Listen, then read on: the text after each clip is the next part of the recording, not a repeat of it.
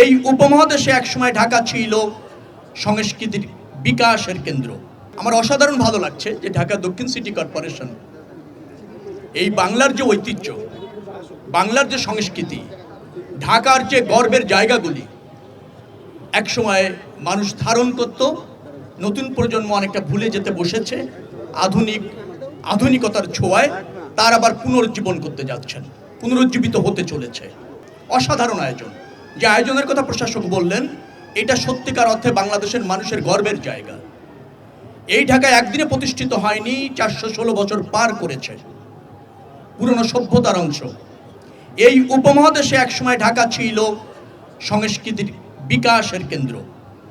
আমরা যদি ঢাকার ঐতিহ্য খুঁজি, আমরা যদি 400 বছর ধরে ঢাকাকে কিভাবে দেশকে মহিমান্বিত করেছে, অঞ্চলকে মহিমান্বিত করেছে, বহির্বিশ্বে বাংলাদেশের সংস্কৃতিকে রিপ্রেজেন্ট করেছে, তার ঐতিহ্য কিন্তু ঢাকাতে আছে এবং ঢাকা সেটা ধারণ করে।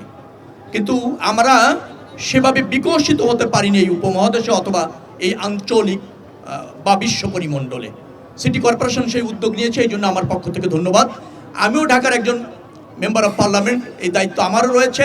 যে কোনো সহযোগিতা অথবা পাশে থাকা আমার কর্তব্যের অংশ মনে করি এবং আমিও বাংলার ঐতিহ্য এবং সংস্কৃতিকে লালন করি, ধারণ করি। বাংলাদেশের জাতীয়তাবাদী দল এই আদর্শই হচ্ছে তাদের গর্বের জায়গা, ঐতিহ্যের জায়গা। সেভাবেই আমরা রাজনীতিও করেছি।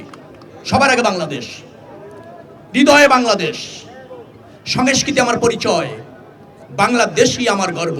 এভাবেই আমরা কিন্তু রাজনীতি করেছি এবং বাংলাদেশের মানুষ, ঢাকা মানুষ আমাদেরকে সাদরে বরণ করেছে। বুড়িগঙ্গা আজকে আমি আসার সময় দেখলাম অনেকটা দূষণ মুক্ত। এখানে কিন্তু আমরা অনেকগুলি ইনিশিয়েটিভ নিয়েছি, অনেক অংশে মুক্ত। সিটি কর্পোরেশন এখানে আছেন, ওয়াসা আছেন, শিল্প কারখানা আছেন, BIWTA আছেন, তারপর পর্যটন কর্পোরেশন আছেন। আমরা সবাই মিলে কাজ করছি। বুড়িগঙ্গা তার হারানো ঐতিহ্য ফিরে পাবে। এই নৌকা বাইচে প্রমাণ করে যে না, আমরা বুড়িগঙ্গাকে কতটা ধারণ করছি। বৃত্তাকার নৌপথের কাজ চলছে, প্রশাসক এখানে আছেন। আমরা বারংবার বসেছি, কর্ম পরিকল্পনা নিয়েছি, ঢাকাকে নতুন করে ঢেলে সাজানোর, বাসযোগ্য করা, পরিবেশ বান্ধব করা, সাংস্কৃতিক এবং ঐতিহ্যের আবয়বে গড়ে তোলা।